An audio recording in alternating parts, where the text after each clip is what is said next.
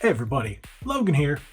Are you looking for the best possible retro, yet modern, dare I say, modern retro controller?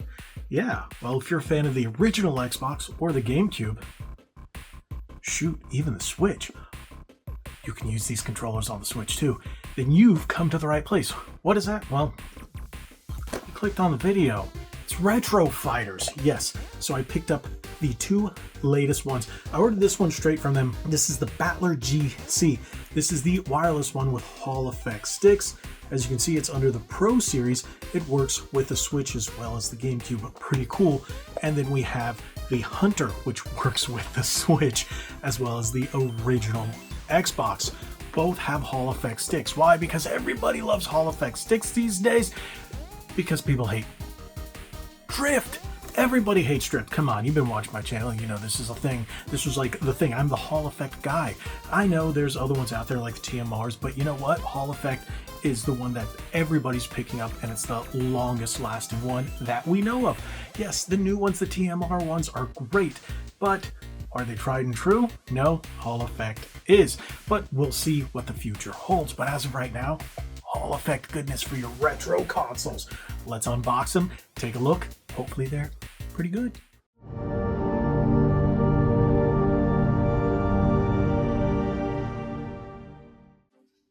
Here we go, the Hunter and the Batler GC. Now, if this one looks familiar, it's because, yes, I've covered it before, and this is the original Batler GC. This one came in black, this orange spice, if you will, and the indigo, just like, you know, the GameCube did. This is a fantastic one. It has the hexagonal gates, but no Hall effect sticks. This is a solid controller if you're a big fan of fighting games. That's why it has this weird ergonomic design. You're really gonna like that. There are a lot of people that say, oh, it looks stupid. It's not about how it looks. It's about how it feels in the hand. These are designed to be the absolute most comfortable controllers in the hand. And if you're playing long periods of time, fighting games like Smash in particular, because that's what this one is really designed for, you're going to notice how comfortable these controllers are. So what did Retro Fighters do? Came out with a brand new one. Now this is the Crystal one.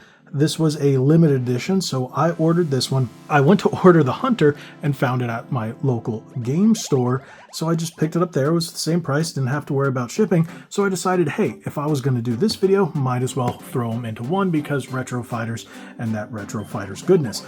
Let us open the Hunter first, and then we will open the Battler and compare it with the original Battler, I should say.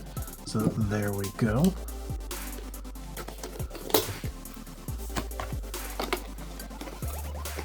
Yeah, here we go. Where's the... Okay, it's right here. Or is it on the side? Oh, on the side.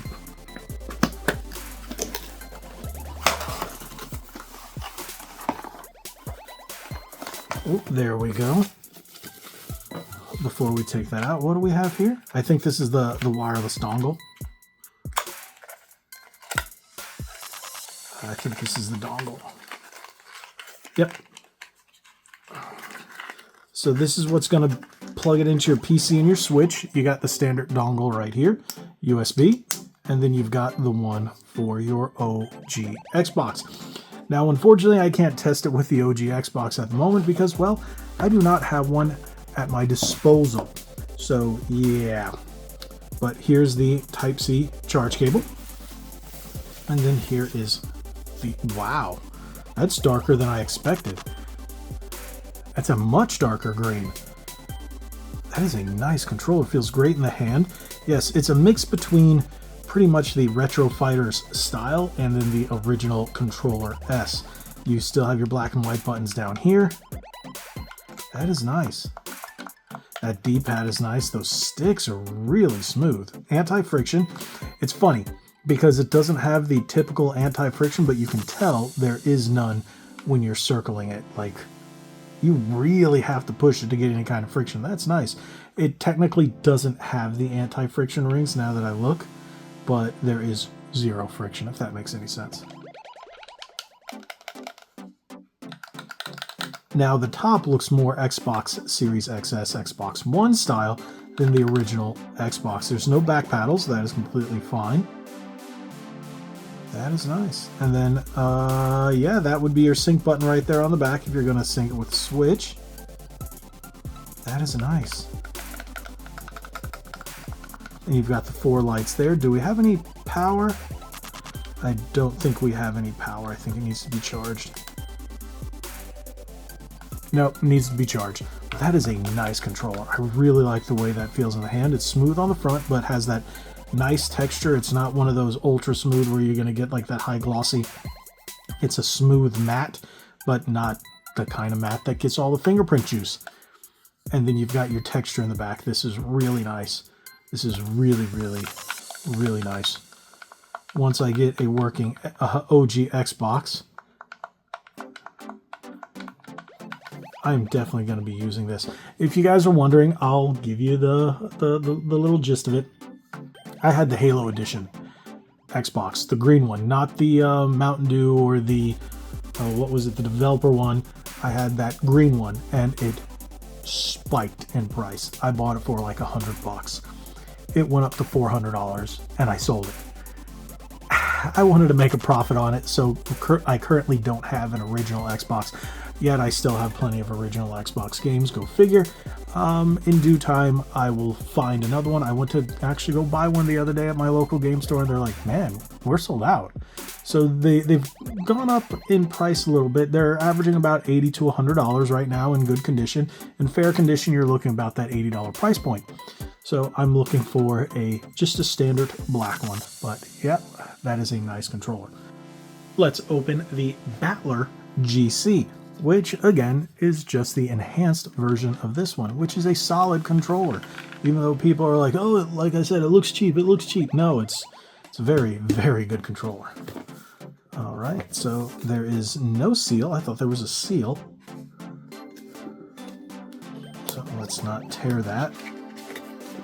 Oh, the seals are on the side on this one. Good job, me. Captain Obvious made sure he found them. Now, I love Retro Fighters controllers. There's a lot of people out there that are indifferent or are negative, but there's a lot of people that love them too. Otherwise, they still wouldn't be in business. Me, I'm one of those that loves them.